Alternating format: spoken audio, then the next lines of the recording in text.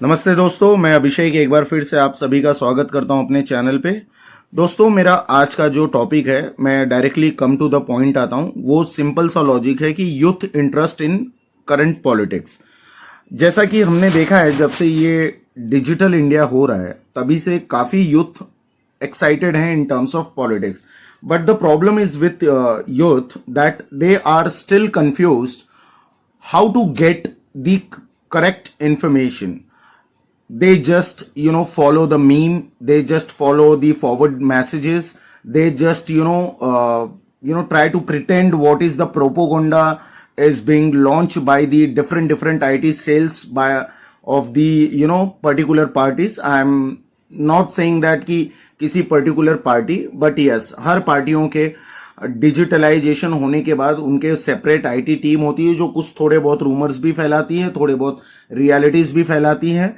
तो मेरा कहना यह है कि हर यूथ से कि आप लोग पढ़े लिखे हैं, आप लोग समझदार हैं, आप लोगों को पहले स्टडी करना चाहिए।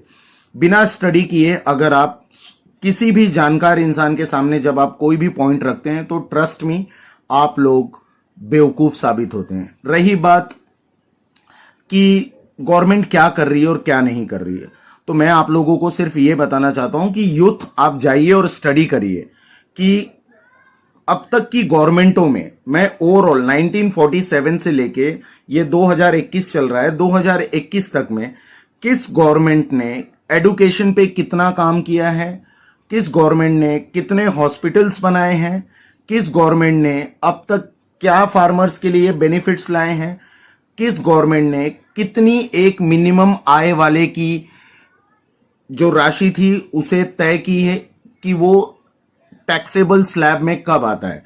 तो ये जब आप स्टडी करेंगे तो आपको समझ में आएगा कि कहीं ना कहीं हम लोगों को ये पता होना चाहिए कि हम कर क्या रहे हैं, हमें अपने राइट्स पता होने चाहिए। हम जब एक वोट डालते हैं, उस एक एक वोट की कीमत से सरकारें बनती हैं और सरकारें गिरती हैं। हमारा यूपी, मैं यूपी से बिलोंग करता हूं इसलिए मैं बताता हूं, हमारे यूपी में अब तक की जो राजनीति होती है वो राजनीति किस बेसिस पे वो होती आई है ये हम सब जानते हैं। अगर उस बेसिस पे यूपी का डेवलपमेंट, आज 22 करोड़ वाला प्रांत अगर आगे नहीं बढ़ पाया तो उसके सबसे बड़े रीजन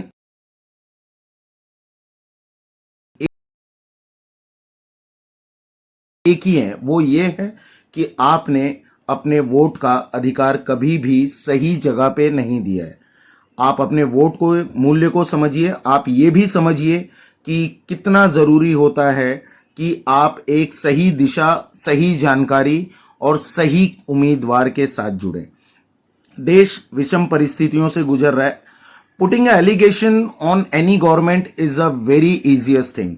140 करोड़ वाला हमारा भारत देश है, उसके बावजूद इस महामारी के दौर में हमारी भारत की जो गवर्नमेंट है उसने जो फैसिलिटीज लोगों को दी, जो हर स्टेट की गवर्नमेंट को, जो केंद्र सरकार ने जो मदद दी, स्टेट गवर्नमेंट्स ने भी जो उनसे हो सकता है उस तरह किए। तो हमारे देश को जब आप America, Europe and different countries से कंपेयर करते हैं तो आप ये क्यों नहीं देखते कि वो हमसे 20 साल पहले थे, आगे हैं ऑलरेडी इन 20 साल के पिछड़ेपन में। जबकि नासा में more than 40% are Indian, NASA में more than 40% are Indian. Microsoft, Google, Adobe, SAP, इन सारी कंपनियों में आप अगर जाके देखेंगे तो majorly Indians are working. See I am a human resource professional, I know very well कि किस तरह के हायरिंग्स होते हैं, किस तरह से। रही बात, आप लोग को लगता होगा कि पिछले 7 सालों में अगर आप भारत की स्टार्टअप कैलकुलेशन को निकालेंगे तो ये सच में बहुत आगे बढ़ा है। इसीलिए मैं कहता हूं कि अंधे बहरों की तरह किसी की बातों में आके बरगलाइए मत। सबसे हंसने की बात मुझे तब आती जब एक परिवार के लोग भारत के 70-71 वर्षों के जो आजाद हुए हैं, 72 वर्ष में, उसमें 38 साल, मतलब आधा से ज्यादा एक ही परिवार के लोगों ने रूल किया। और वो आज भी ये नारा देते हैं कि हम जब सत्ता में आएंगे तो हम गरीबी हटाएंगे। तो भैया, इतने सालों तक आपने किया क्या? अगर आपने आज तक कुछ नहीं कर पाए तो हमारा देश कहता है कि हमने हॉस्पिटल नहीं बनवाए, ये नहीं। आपको पता है कि आज भी कई गांवों में शौचालय नहीं है। तो ये किसकी जिम्मेदारी थी? जिस देश में आज तक शौचालय नहीं बने, आप वहां पे बड़े बड़े मेडिकल इंफ्रास्ट्रक्चर्स की बात कर रहे हैं। हम कितने पीछे हैं। इसीलिए मैं कहता हूं कि आप जानकारी लाइए। जिस लोगों ने जितने वर्षों तक सत्ता भोगी और उस सत्ता के कार्यकाल में उन्होंने क्या किया, आपको पता होना चाहिए। ये मैसेज मेरा सिर्फ आज के यूथ के लिए है। मैं आप लोगों के साथ सिर्फ यही कहूंगा, ना आप चमचा बनिए, ना भक्त बनिए, ना आप झाड़ू सपोर्टर बनिए, ना आप शिव सैनिक बनिए, ना आप मनसे के मराठी मानुस बनिए, ना आप समाजवादी की साइकिल लेके दौड़िए और ना ही बहुजन समाज पार्टी के हाथी पे बैठिए। आप सिर्फ इंडियन बनिए, आप सिर्फ एक भारतीय बनिए और स्टडी करिए और समझिए कि आपके यहां पे सबसे ज्यादा जरूरी क्या चीज है, किस गवर्नमेंट ने कितना काम किया, आपको पता चल जाएगा। आपका सच्चाई पे से भरोसा, कहते हैं ना कि जो आज तक आपकी आंखों पे पर्दा पड़ा है, उस सच्चाई को आप भरोसा करना सीख जाएंगे। मैं किसी पार्टी का समर्थन नहीं करता और ना ही मैं किसी पार्टी के लिए कोई वीडियो बनाना चाहता हूं, बट मैं आपको यह जरूर बताना चाहता हूं कि आप रियलिटी जरूर देखिए।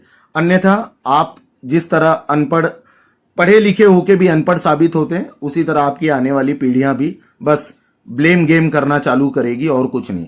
सो दोस्तों, बस मैं इतना ही कहना चाहता हूं, जागरूक बनिए, आपके एक एक वोटों का मत समझिए, आप स्टडी करिए, आप पढ़े लिखे हैं और मैं आप लोगों के समक्ष ऐसी जानकारियां और लाते रहूंगा। मुझसे जितना होगा मैं समाज में और अवेयरनेस फैलाता रहूंगा। बस फिलहाल मेरा चैनल सब्सक्राइब करिए, लाइक करिए, कमेंट करिए और मुझे प्रोत्साहित करिए कि मैं आप लोगों तक और ज्यादा से ज्यादा लोगों तक पहुंच सकूं अपने चैनल के माध्यम से, ताकि मेरे पास और भी कई तरह के कंटेंट हैं जो मैं आपके समक्ष ला सकूं। दैट्स इट दोस्तों, होप सो आपको मेरा वीडियो पसंद आएगा। लाइक और कमेंट जरूर करिएगा और मेरा चैनल सब्सक्राइब।